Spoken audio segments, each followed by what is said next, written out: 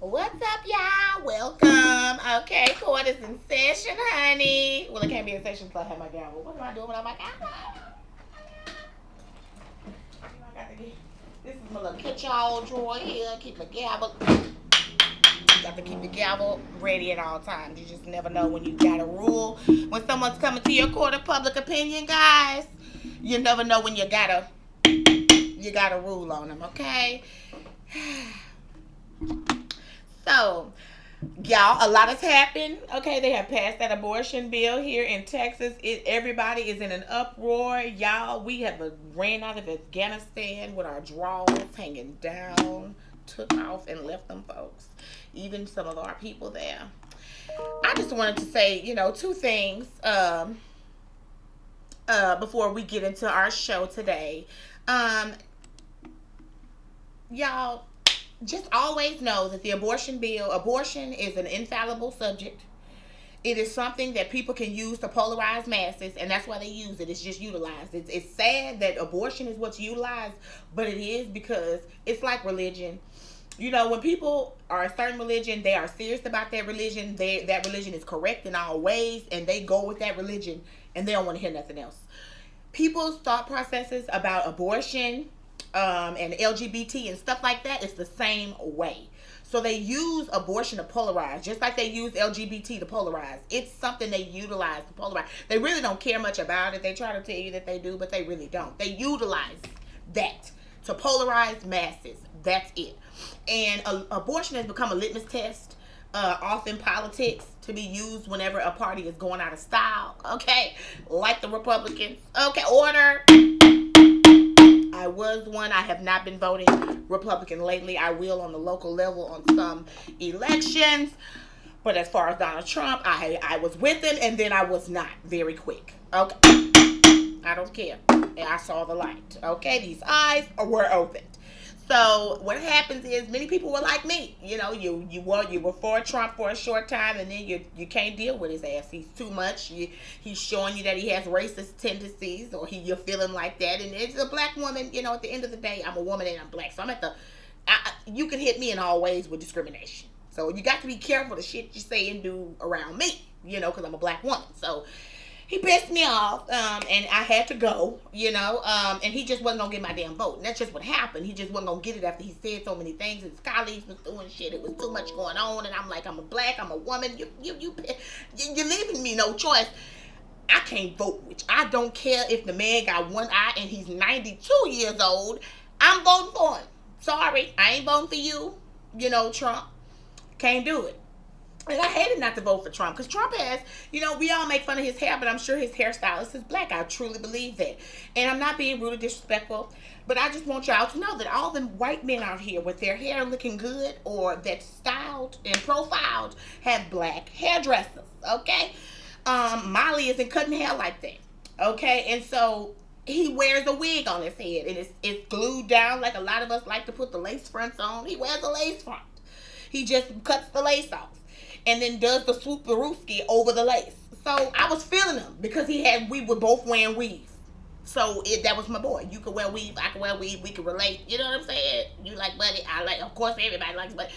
We can relate. But again, so many things he did threw me off. And I think the same thing happened with a lot of people with the party. And then it became to where even Caucasian white folks was disgusted. You know what I mean? They didn't want to deal with him. You were losing rich people too. Rich people don't want to vote for Trump. That's a damn problem. Because they stand to capitalize and make a shitload of money while he's in office, but they don't want to deal with him because he just disgusts them so much. So what did they do? What did the Republicans have to do? They had to bring up abortion, the litmus test, what they've been using since the 1970s to revive their party. They've been doing it. This isn't the first time. Republicans really didn't have a stance on abortion until after Roe v. Wade, and they were dying off. And then they decided to use abortion to boost the party. So that's what they're doing. Okay? They're using Greg Abbott because Texas is a heavily populated Republican state. It always swings Republican all the time. Not always on the local level, but in general.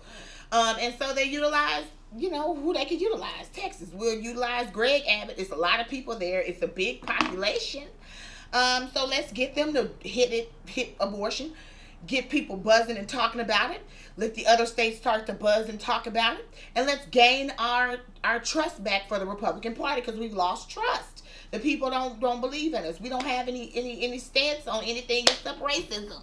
So they're trying to take your mind off of that shit and put it on abortion. And guess what? It's working, because all the Antifa people, they pleading left and right, and we're not seeing that January 6th stuff on TV as much as we are the abortion bill.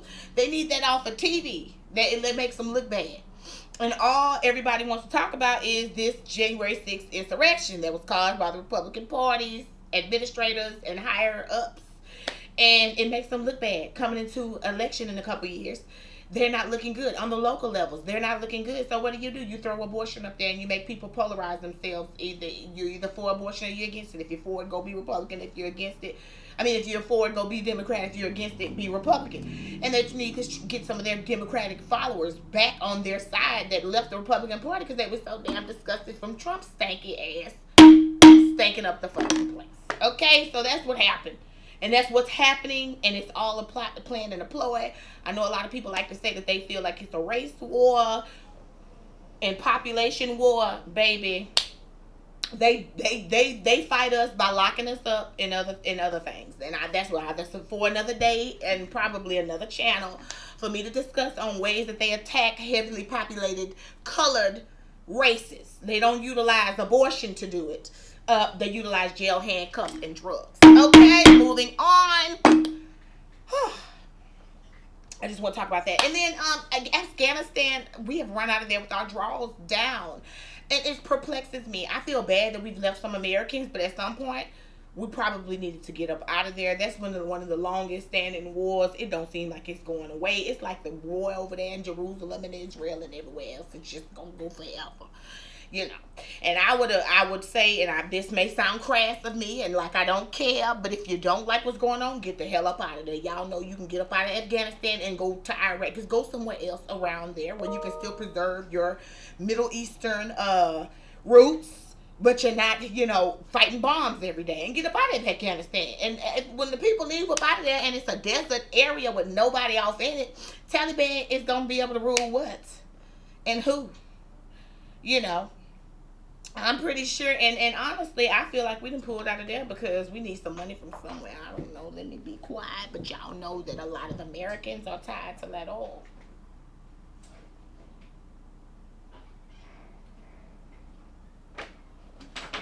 Name starts with a B, ends with a ush. A lot of them are tied to that oil over there, and they need to get it, and they'll get it anyways. I think that the United States doesn't care, because we've depleted a lot of the resources, and the rest of them will get over here through private enterprise. So we go. And that's just what that is. And a lot of people are getting mad at Biden for bringing people out of there, but y'all, we spending a lot of money every year on that, and we're broke. We're broke as hell. Corona has made us broke. We don't have money for that. Okay, so we will just have to allow the Bushes to hijack the rest of the oil that's over there and send it to us. That's what they've been doing for years anyways. Okay. Now, moving along, guys. Y'all know that you just write me, and that's pretty much what you do. And then we have a little talky about it. So, of course, I have been getting emails, y'all, from different people, about, different things. And so we're going to run through some of that today. I normally get a lot of family law questions and criminal questions. Some of them are civil law questions. I do general practice, so I represent people in the criminal sector, family law, and I also do personal injury.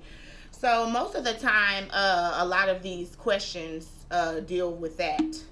Okay, so let's go. Let's see what questions we have here, y'all. Boom. Can I still carry a gun while I'm out on bond? I'm out on bond for carrying a handgun in a motor vehicle, and I wanted to know if I could still...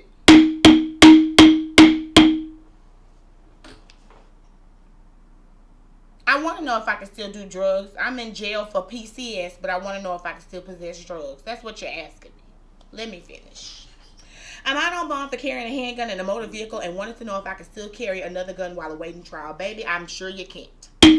Okay, looks like you're from Houston, Texas, honey. Okay, I get around the criminal courts. I don't know a judge in hell that's going to allow you to carry a bond while you're on bond for carrying a gun on bond. Okay, I don't know. Okay? I'm going to need you to review your bond conditions. I'm pretty sure you should not be having a gun right now. And in addition to that, you already were caught carrying a handgun in a motor vehicle, carrying a handgun in an improper way. Okay? So if you were carrying a handgun in an improper way, why would you risk carrying a handgun in an improper way again while you're still fighting the other carrying a handgun case? Okay, it's the same thing as don't do drugs while you own, but you're being accused of possessing or manufacturing or delivering drugs. Next case, y'all be asking some questions. I wonder where your parents are, or where they were, or who. I mean, common sense should set in at the age of 17. Anywhere from 17 to 20, common sense should start to set in. That's why they let you drink alcohol at 21. They believe you got enough common sense to be able to do so. Let's move on. How do I have an adult child, 32 years old, kept out of my home? I lock my doors and he breaks in. How? Order in the court. You put your foot up his ass if he's breaking in, you go out. What are you talking? You put your foot up. If he breaks in, your foot goes up. Let me finish reading this. He does nothing to help with money or around the house. I have told him to leave. He says he's not going anywhere. I believe he's doing drugs. You believe? Girl, you the problem. He keeps breaking into my home to bathe, wash clothes, get on my computer, and lay around. Girl, he's not breaking in. He's entering. There's a difference. He's not breaking in. He's entering because you're allowing it, okay? Let me explain something to you guys, okay? A lot of times we, as parents, we fail. Shit. We fail, okay? We try to conquer, yet we fail. And I always tell people that, parenting does not come with a handbook. We all know that. It doesn't come with a handbook. You don't get no instructions. They don't tell you the child is coming out, this child's going to have ADHD, the next child's going to be reserved. It doesn't even tell you how to deal with your children. God don't give you a handbook. It don't tell you what you're going to deal with. But ma'am, if the person is breaking in to bathe, they're on drugs. And I'm going to rule that you need to wake up. I'm going to order you to life coach, counseling, therapy, ma'am. You need all of that. Because if this is how you raise this child, that's why the child ain't listening to your ass now. The child is coming in somewhere where you just said don't come. What the hell? Did they pay attention when they were a child and you grounded their ass? Did they stay off the TV and off the phone? Looked like they didn't. And you didn't do anything about it. You didn't put the fear in them. You didn't. Baby, let me tell you something about children. When they come hard, you come harder. You ain't got to put your hands on them, girl. You take every damn thing they have. You understand me? You have them feeling like they getting three hots in a cot. You show them what it's like out there in the world where they don't want to listen to you. Your damn house that you got to take care of. You take their phones and shit. You don't let them watch TV. They all want to come, especially in middle school. It's a dance going on. What dance? Because you won't be dancing. You're not going anywhere. Can I go to the mall? No. Can I go watch the movie? No. Can I go to so-and-so house? No. Ma'am, do you not know the word no? You giveth, yet you taketh. It's in the Bible. Do what God said and take it away. What is wrong with you? Look like you just let this child do whatever the hell they want to do, and now they're adult doing whatever the hell they want to do. See, a lot of times people try to complain about children. Oh, he 30, he don't want to get a job. He 25, he don't want to do nothing with himself. Girl, he wasn't doing nothing at 12, 15, 10, 8, and you let him. So guess what? Now he's 32 and he's still your damn problem. Ma'am, I'm going to rule this is your damn problem. I'm going to order you to take care of his sorry ass. Because you know what? That's your problem. You should have raised him, honey. You think he's on drugs, and he probably is on drugs. I don't want to tell you to call the laws on your child, but you're not doing anything else, so just take care of him and stop complaining to me. Shit. I got other things that other people need to ask me that's retarded that I need to answer. That shit right there, I'm going to order you to take care of him. And put a roof over his head. And get him in treatment if that's what he needs. Because he been doing drugs. He ain't started yesterday, girl. He been doing that shit. He probably been sticking that shit up in your house. Baby, let me tell you something.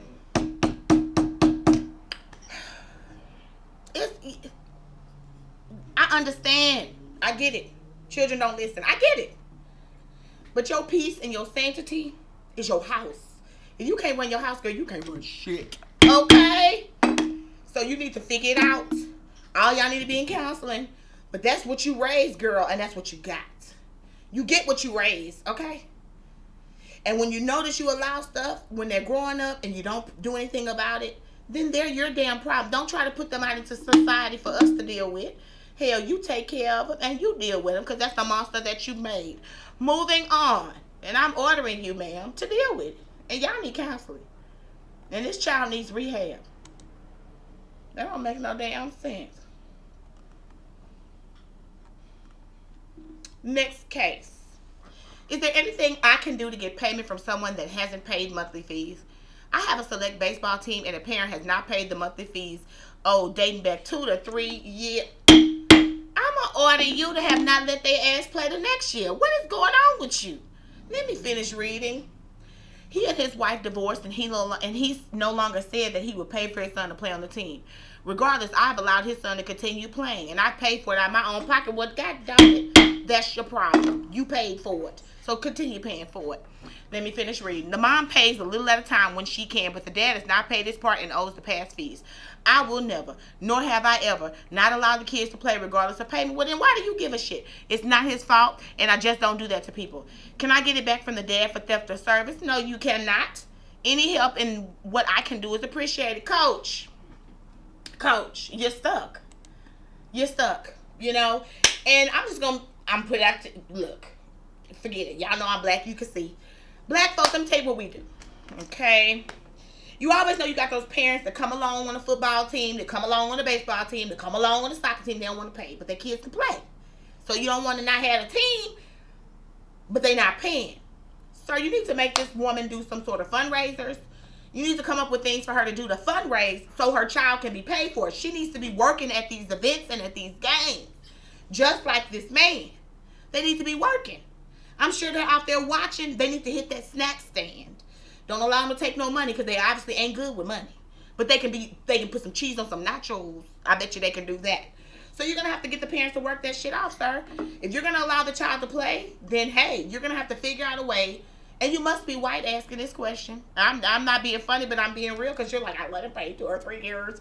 I'm not going to ever not allow a child to play, but the parents aren't paying. Let me tell you what black folks do, sir. Black folks, if you going to have your ass outside, somebody working somewhere, and that's what you going to do. You going to pay off your shit. Your ass don't want to pay your fees. You going to pay some kind of way with sweat. Okay? So whatever the hell you don't want to do, the mama needs to do. Come set up the whatever the hell, mow the grass. Whatever the hell it is, that mom and daddy need to be doing it because their child is they're getting free services. And no, you cannot do theft of services, sir, because who would be the fool? The daddy or you for continuing to offer the services that you're claiming he stole? So no, there is no reprieve underneath criminal code for that. I'm mad that you want to try to arrest somebody over fees. But at the end of the day, it's other ways you can get them, and that's what you're going to have to do. Well, guys, that wraps up today's show. Good seeing you guys, okay? We're going to always maintain order. And continue to write me, Booker at bookerlawfirm.com with your issues so that I can put them here on the show. Make sure you add me on Instagram, she_ya_lawyer, okay? And make sure you add my YouTube channel, all right? LegalQTee. Y'all have a good one. Bye.